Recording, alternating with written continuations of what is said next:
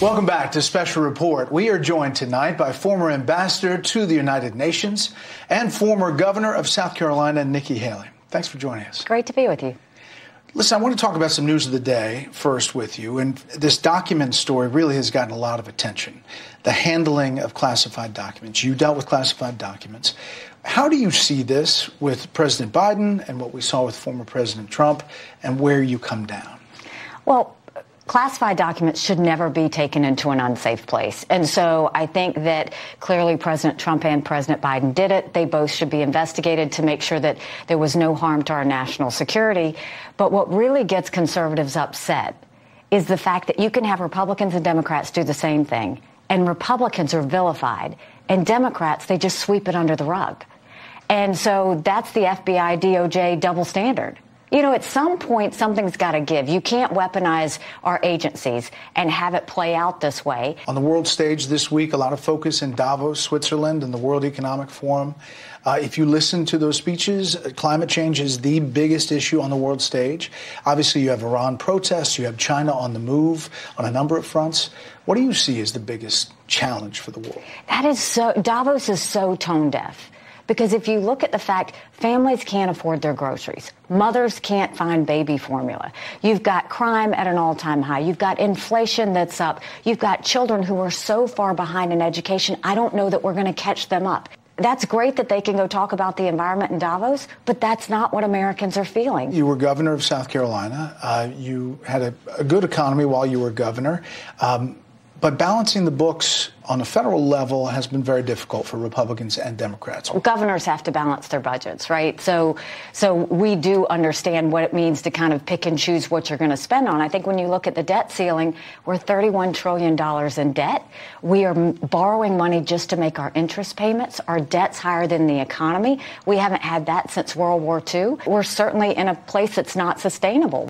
We talked in the fall about your ambitions. When do you make a decision whether you're going to run for president, and whether former President Trump decides or not, does that affect you? Look, I've said for a long time, if there's a place for me and I put my hat in, I've never lost a race. I'm not going to start now. You said after the holidays that you would look at it, consider it. You would read the tea leaves, in your words. We are in the new year. How are those tea leaves looking? Are you going to run for president? Well, I'm not going to make an announcement here, but when you're looking at a run for president, you look at two things. You first look at, does the current situation push for new leadership? The second question is, am I that person that could be that new leader? Yes, we need to go in a new direction. And can I be that leader? Yes, I think I can be that leader. I was, as governor, I took on a hurting state with double-digit unemployment, and we made it the beast of the Southeast. As ambassador, I took on the world when they tried to disrespect us, and I think I showed what I'm capable of at the United Nations. So do I think I could be that leader? Yes, but we are still working through things, and we'll figure it out. I've never lost a race. I said that then. I still say that now. I'm not going to lose now, but stay tuned. It sounds like you're close. Are we getting to the exploratory committee stage here? I think stay tuned. Okay. A reporter was asking you if you would support Donald Trump if he ran again in 2024. And you told this AP reporter, yes, I would not run if President Trump ran, and I would talk to him about it. And you added, that's something that we will have a conversation about at some point. Obviously, President Trump, former President Trump, is running. What has changed if you are where you are? I had a great working relationship with the president. I appreciate all the foreign policy issues we worked on together.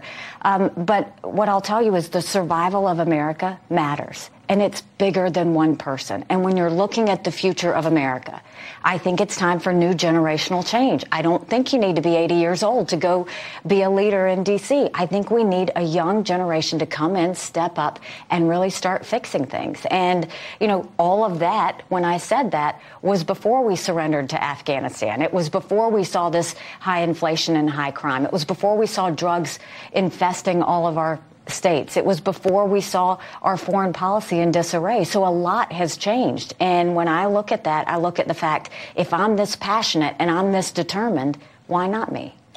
So I've talked to a number of high-profile conservatives, some of them very supportive of Trump, Trump supporters from the beginning, who say maybe it's time, to your point, for a different person to hold the torch. They love Trump policies, but didn't particularly love all the controversies around the man. Is that what you hear? I don't so much listen to that as hearing all the negatives against Biden. We have lost the last 7 out of 8 popular votes for president. 7 out of 8 Republicans have lost. Something's wrong. And so I think it's time that we bring in a new generation that can bring in more people to our party, that can really talk about the solutions that we need to go. If I run, I'm running against Joe Biden. That's what I'm focused on, because we can't have a second term of Joe Biden. You already have supporters, even though you're not declared. Vanity Fair had a piece in which it said the Kushners, the family, is cozying up to Nikki Haley, saying that basically they support you. Jared Kushner's parents invited about 20 friends to meet former UN Ambassador Nikki Haley at Kushner's beach house in Jersey Shore. At the event, Jared's father, Charles Kushner, predicted that Haley would be the first woman president. Some attendees made donations to Haley's Stand for America PAC. So is the president's son-in-law a supporter of yours? Look, the president's son-in-law is a friend of mine. Jared and Ivanka are dear friends. That's what they are. I fully suspect they will expect that they will support the president. That's where they should be. That's who they are. But the Kushners are just dear people, and they have been supporters, and I appreciate that. One person who doesn't seem to be a supporter is Secretary Mike Pompeo, who writes in his book about an Oval Office meeting. He says, I received a call one evening from John Kelly, Chief of Staff, who apologized for allowing Ambassador Haley to go to the Oval Office. She had not gone in for a personal matter, but rather had entered the Oval Office with the president's daughter, Ivanka, and her husband, Jared. As best Kelly could tell, they were presenting a possible Haley for vice president option. He was certain he had been played. Is that true? Were you trying to get Mike Pence off of that ticket? No. And, you know, Pompeo even says he's not sure if it's true. I never had a conversation with Jared, Ivanka, or the president about the vice presidentship. And, you know, what I'll tell you is it's really sad when you're having to go out there and put lies and gossip to sell a book. I mean, I don't know, you know, why he said it, but that's exactly why I stayed out of D.C. as much as possible, to get away from the drama and get away from the gossip. I focused on my job, and that's what I always did. Senior Trump advisor Kellyanne Conway was asked about this on Brian Kilmeade's radio show today. That is true, that there were people trying to get rid of Mike Pence off the ticket. I also thought it was so naive from some of the political novices, like Jared Kushner that I worked with in the White House, to actually think, well, let's just get rid of the vice president. This whole idea, let's just get a woman, get a woman, get a woman. You know who did that? One Joe Biden. And look what we got for it. Goodness, Kamala Harris. So I'm glad Secretary Pompeo has said this. So what do you say to Kellyanne Conway on her recollection of this? I mean, I literally did not speak with anyone in the administration about that at all. It was gossip. Mike Pence is my friend. It is gossip. It was never discussed. If somebody else discussed it, they certainly didn't discuss it with me. I mean, it's just gossip. This is all gossip. There's no truth to it. And Mike even says in his book, it's just gossip. So do you expect this to be kind of a bruising primary if you do get in? Listen, politics is a blood sport. It was a blood sport in South Carolina. It was a blood sport at the United Nations. There's nothing I can't handle. I mean, may the best woman win. All right, I have this thing, Canada Casino. You have $100 in chips. You know, of those $100, where do you think you are on getting in or not getting in? Well, stay tuned. I think I've given you a lot today. We're leaning in. We are leaning in a big way. We're focused on it. Stay tuned. It'll be fun.